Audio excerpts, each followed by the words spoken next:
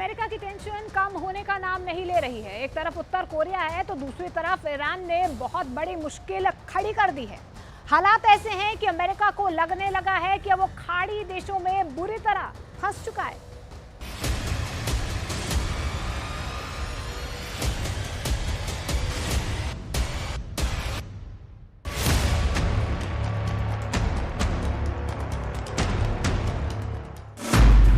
America और Iran के बीच तनाव का नया अध्याय शुरू हो चुका है।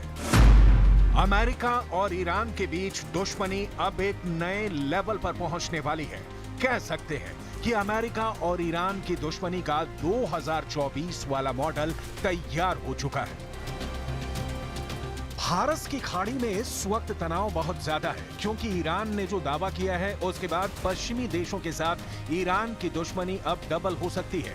ईरान ने 2 विदेशी तेल टैंकरों को अपने कब्जे में कर लिया है। इनमें 15 लाख लीटर तेल भरा है। दोनों तेल टैंकर स्टीवन और क्राउन ये पनामा और तंजानिया के झंडों के साथ ऑपरेट कर रहे थे। लेकिन तेल किसका है और किस देश तेल ले जाया जा रहा है, इसके बारे में ईरान का दावा है कि ये तेल तस्करी करके ले जाया जा रहा था। इस खबर से ईरान और पश्चिमी देशों खासकर अमेरिका और नाटो से तनाव इसलिए फैलेगा क्योंकि फारस की खाड़ी में ईरान की नौसेना अब पूरे दबदबे के साथ ऑपरेट कर रही है।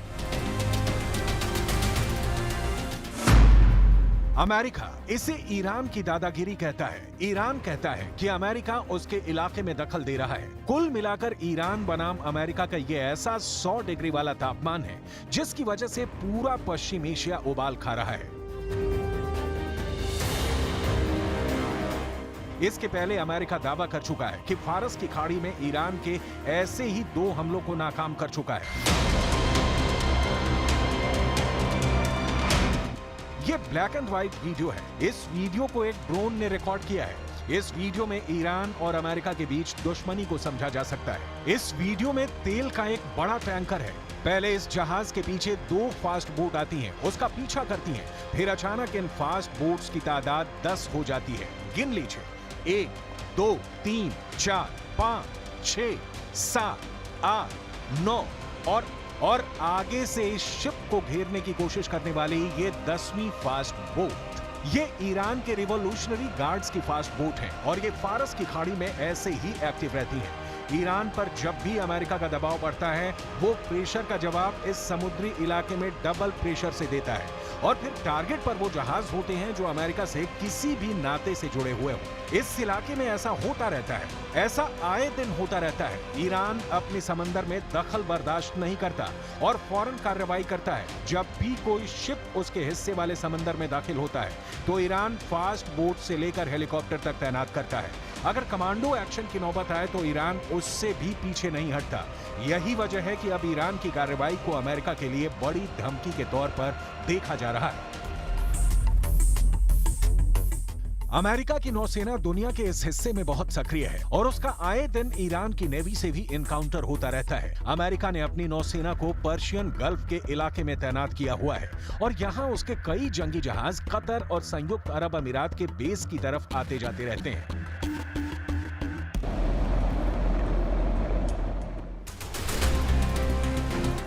अमेरिका के इन जंगी जहाजों को भी ईरान नहीं बख्शता और कई बार इन बड़े बड़े हथियारों वाले जहाजों को भी ईरान की नौसेना धमका चुकी है।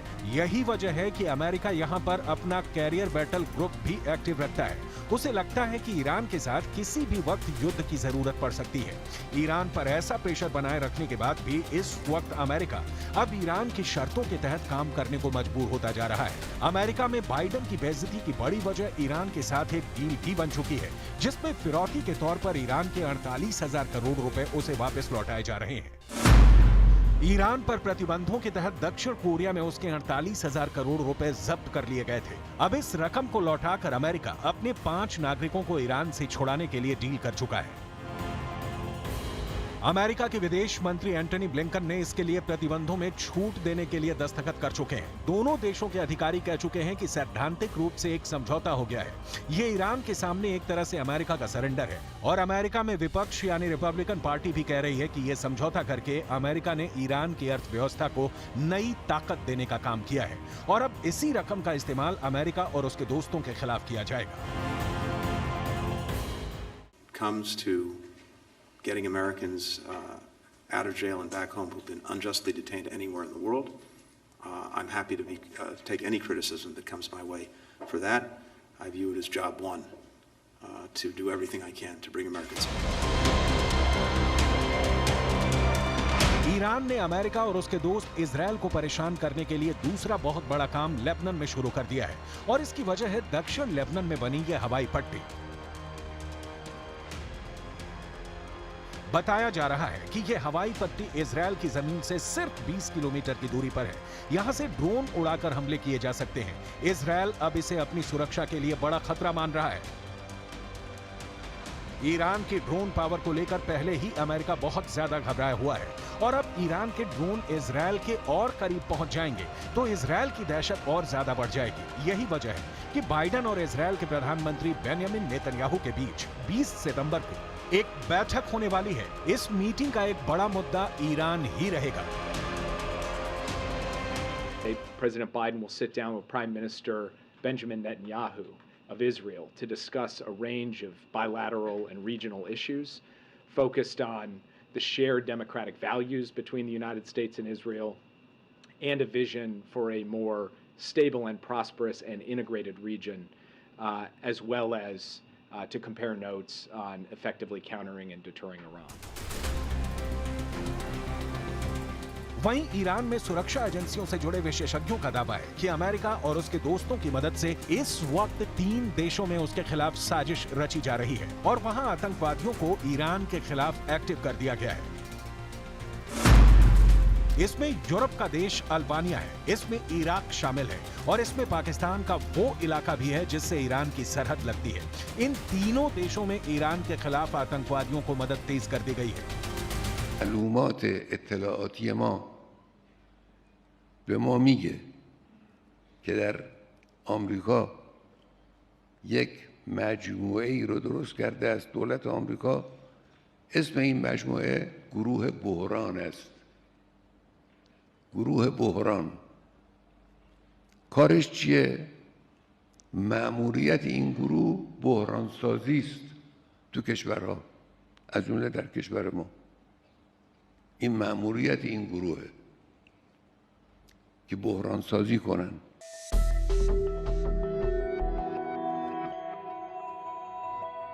ये अयातुल्ला अली खामनेई हैं, जो ईरान के सुप्रीम लीडर हैं।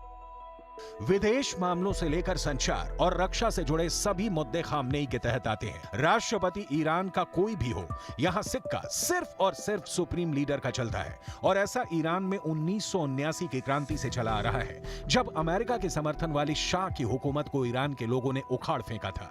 तब से ईरान अमेरिका और इजरायल को अपना सबसे बड़ा दुश्मन मानता आया है।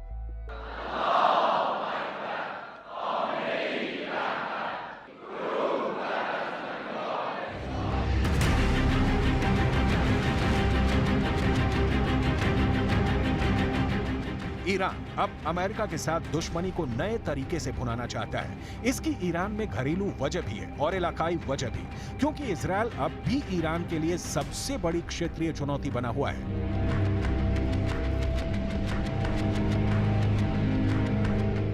पश्चिम एशिया में अब ईरान के 2 बड़े दुश्मन हैं। इनमें पहला नंबर अमेरिका का है और दूसरा इजरायल है, जिन्हें ईरान और सऊदी अरब की दोस्ती से बड़ा शौक लगा है।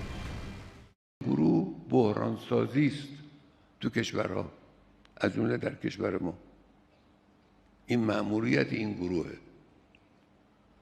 که بحران سازی کنن، بگردن نقاطی را که به نظر اونها موجب می شود در کشور بحران به وجود بیاد، این نقاط رو پیدا کنن و این نقاط رو تحریک کنن. این مأموریت این گروه بحران آمریکا. ईरान अब अमेरिका को इस इलाके में बर्दाश्त नहीं करना चाहता, क्योंकि उसे लगता है कि अमेरिका खाड़ी के आसपास अपने अड्डों से उस पर नजर रखता है और वो कभी भी ईरान के न्यूक्लियर अड्डों पर हमला कर सकता है। ऐसा इसलिए क्योंकि खाड़ी देशों में अमेरिका के जितने भी अड्डे हैं, वहां उसके बहुत ही खतरनाक हथियार तैनात रहते हैं। यहाँ अमेरिका का F-16 भी है, F-15 भी है, F-18 भी तैनात है और मौके मौके पर F-22 और F-35 जैसे स्टेल्थ फाइटर भी अमेरिका यहाँ तैनात करता रहता है। इसमें ईरान के लिए सबसे बड़ा खतरा है कतर का अल उदैद एयरबेस, जो पूरे पश्चिम एशिया में अमेरिका का सबसे बड़ा मिलिट्री बेस है। यहाँ अमेरिका के अलावा ब्रिटेन की रॉयल एयरफोर्स भी तैनात है। दोनों देशों के यहाँ करीब 150 फाइटर जेट और बाकी विमान और ड्रोन तैनात रहते हैं। यहीं से अमेरिका पूरे पश्चिम एशिया पर नजर रखता है। अमेरिका की ऐसी ताकत का ईरान सीधे सीधे मुकाबला नहीं कर सकता, लेकिन अब वो अपनी ड्रोन वाली ताकत दिखाकर खाड़ी के इलाकों में अमेरिका को चैलेंज कर रहा है। दरअसल ईरान की समुद्री सीमा के करीब स्ट्रेट ऑफ हॉर्मूज का इलाका है। 2019 के बाद से शिपिंग लेन को लेकर अमेरिका और ईरान के बीच काफी तनाव बढ़ा है और अब यहां अमेरिका और ईरान का आमना सामना करीब करीब रोज की बात है। ईरान की कमांडो टुकड़ियां अमेरिका और यूरोप के जहाजों को लेकर बहुत मुस्तैद रहती हैं और जब भी किसी को अपने इलाके में देखते हैं तो हर तरह के ऑपरेशन लॉन्च करने के लिए तैयार रहते हैं। इसीलिए इजराइल से पहले उसने अमेरिका के फौजी अड्डों को अपने टारगेट पर ले लिया है। अब ऐसा क्यों है, उसे समझिए। ईरान के आसपास अमेरिकी सेना के कई मिलिट्री बेस हैं और इनमें कुल 40,000 से ज्यादा अमेरिकी सैनिक तैनात हैं। इसमें कुवैत में 10 सैन्य अड्डे हैं और यहाँ अमेरिका के 13,000 से ज्यादा सैनिक हैं। बहरीन में अमेरिका ने 12 अड्डे बनाए हैं और यहाँ उसके 3,700 से ज्यादा फौजी तैनात हैं। सऊदी अरब में अमेरिका के 10 मिलिट्री बेस हैं और यहाँ 3,000 अमेरिकी सैनिक तैनात हैं। ओमान में अमेरिका के 6 अड्डे हैं और यहाँ उसके 600 सैनिक तैनात हैं। संयुक्त अरब अमीरात में अमेरिका के 3 अड्डे हैं और यहाँ उसके 5,000 सैनिक तैनात हैं। कतर में अमेरिका का सबसे बड़ा मिलिट्री बेस है और यहाँ 13,000 अमेरिकी सैनिक रखे गए हैं। ये वो देश हैं जहाँ से ईरान बहुत ज्यादा करीब है।